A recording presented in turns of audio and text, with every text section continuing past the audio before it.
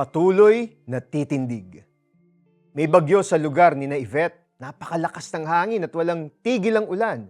Mula sa kanilang kubot, tanaw niya ang matatayog na puno ng kawayan na yumuyuko tuwing hinahagupit ng hangin. Pero napansin niyang kahit na ilang beses mapayuko ang mga kawayan, paulit-ulit naman itong tumitindig.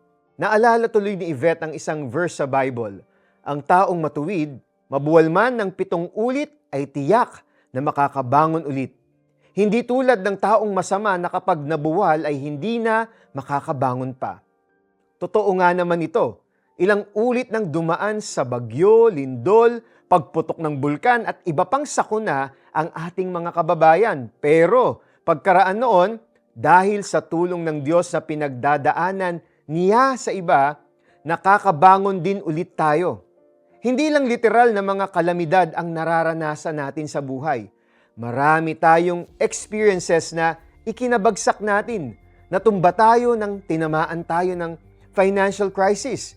Naglupasay tayo nang iwan tayo ng mahal natin sa buhay. Hindi tayo makakilos dahil sa sakit na iniinda. At ilan sa atin na dahil dapang-dapa na, feeling nila hindi na sila makakabangon pa.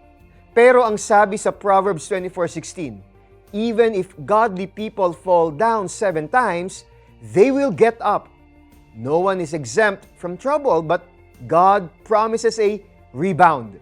If we trust in God, we can expect Him to be with us as we pass through the storm. Protect us while we are in the midst of it and for Him to lead us out.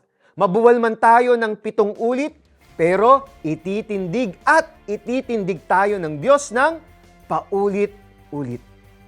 Manalangin po tayo. Panginoon, marami pong salamat na kasama namin kayong dumadaan sa bagyo ng buhay.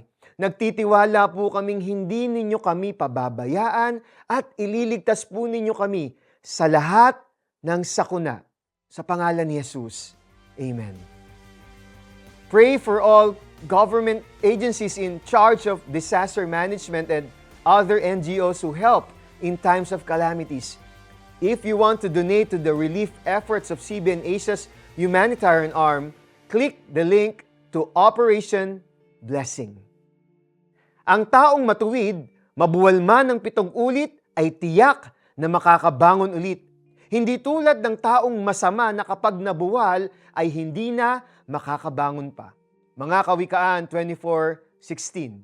Ako po si Eric Tutanyes. Tatayo tayong kasama ang Diyos.